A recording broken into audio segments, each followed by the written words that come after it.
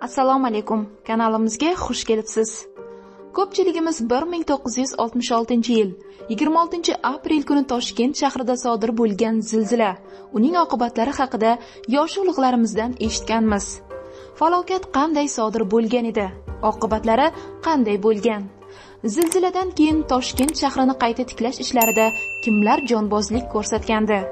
Shu va boshqa savollarga ushbu videoda batafsil ma'lumot berishga harakat qilamiz. Mavzuga to'xtalishdan oldin qiziq bir ma'lumotni keltirib o'tishga qaror qildik. Toshkentda 1966-yil 26-aprelda sodir bo'lgan zilziladan bir asr oldin, aynan 1866-yil 26-apreldan 27-aprelga o'tar sanasida yana bir zilzila sodir bo'lgan.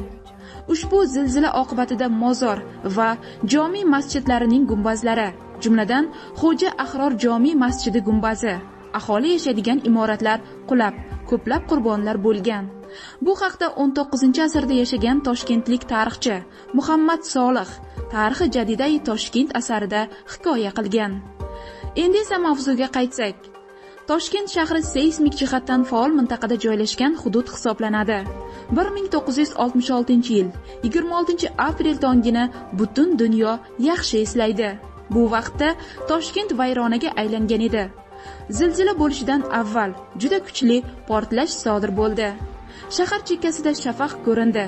Keyinroq olimlar shafaq nima sababdan kelib chiqqanini aytishdi. Zilzila o'chog'i 5-10 kilometr chuqurlikda joylashgan bo'lgan. Yer ostida yig'ilgan tektonik kuchlanish yer yuzasiga chiqish vaqtida elektr energiyasiga aylangan va Toshkent aholisiga mana shu energiya shafaq bo'lib ko'ringan. Shahardagi zilzila markazi Qashqar, ya'ni Qoshg'ar mahallasi va Labzak o'rnida bo'lgan. Hududda vertikal zarblar kuchining magnitudasi 5.3 ga teng, silkinish 8 balldan ziyod, maksimal vayronalik maydoni 10-12 kvadrat kilometrni tashkil qilgan. Yerning 2-3 Gz chastotada silkinishi 10-12 daqiqa davom etgan. Shu yili 9-maydan 10-mayga o'tar kechasi, 24-may va 5-iyunda 6-7 ballga teng kuchli silkinishlar takrorlangan. Zilzila natijasida 2 million metr kvadratdan ziyod turar joy maydoni, 236 ta ma'muriy bino, 700 ga yaqin savdo va ovqatlanish shoxobchalari, 26 ta kommunal xo'jalik korxonasi, 180 ga yaqin o'quv yurti, 8000 o'rinli maktablar, 36 ta madaniy maishiy muassasalar, 185 ta tibbiyot va 245 ta sanoat korxona binolari jiddiy talofat ko'rdi. O'shanda 500 million aholi istiqomat qilgan Toshkentda 78 ming oila yoki 300 ming odam boshpanasiz qoldi. Ayrim manbalar zilzilada 8 kishi halok bo'lib, 150 ga yaqin kishi jarohatlangan deydi. Ayrim manbalar esa raqamlar ancha jiddiy ko'rinish tus olgandi deb xabar beradi. Keyinchalik esa kuchli hayajonli qo'rquvni boshidan o'tkazgan ko'pgina qariyalar vafot etadi. Voqea yuz berishi bilan hukumat barchasini nazoratga oldi. Toshkentga 1000 dan ortiq chodir joylashtirildi. 600 ga yaqin vaqtinchalik oziq-ovqat do'konlari tashkil qilindi. Suv ta'minoti uzluksiz ishladi. Bu bilan o'z navbatida shaharda yuzaga kelishi mumkin bo'lgan epidemiyaning oldi olindi. Eng qizig'i, manbalar shaharda o'sha vaqtda talonchilik holati umuman kuzatilmagan deyshadi. SSRning barcha davlatlaridan Toshkentga turli ko'rinishda yordamlar kela boshladi. Toshkentning qayta tiklanishi, shahar chodirlar, oziq-ovqat mahsulotlari, qurilish materiallari, jihozlar bilan ta'minlandi. Fuqarolarning shaxsiy va jamoaviy mablag'larini o'tkazadigan jamg'arma tashkil qilindi. O'sha vaqtda SSRda pul birligi rubl bo'lgan.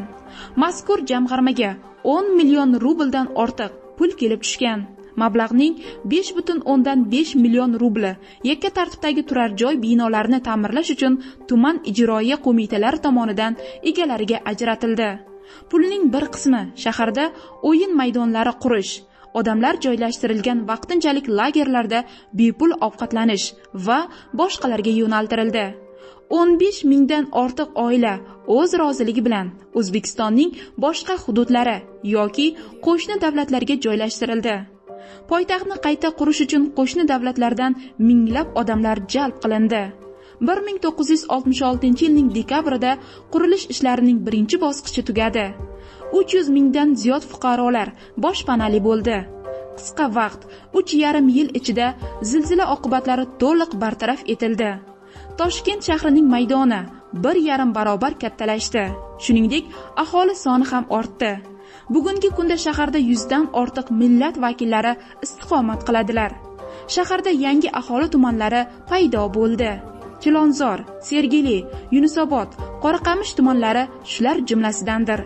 Siyosatchilar o'sha vaqtdagi zilziladan O'zbekiston SSR Kompartiyasi Markaziy qo'mitasining birinchi kotibi Sharof Rashidovni unumli foydalangani, Toshkentni qayta tiklash uchun Kremldan yetarlicha yordam ololgani va shahar zamonaviy ko'rinishga kelganini e'tirof etishadi. O'sha vaqtdagi o'zbek hukumatining favqulodda vaziyatlarda harakatlanadigan tashkilotsiz vaziyatga to'liq baho bera olganini mutaxassislar yuqori baholaydi. Zilziladan 10 yil o'tgach, 1976 yil 20-may kuni hodisaga atab Toshkentda Jasorat monumental majmuasi o'rnatilgan. Monument foni bo'lib, Toshkentning qayta tiklanishini aks ettiruvchi bo'rtma kompozitsiya xizmat qiladi. Toshkent zilzilasini sinchiklab o'rganish natijasida bu joylarda bir qancha seysmogen zonalar aniqlangan va ularning xaritasi tuzilgan.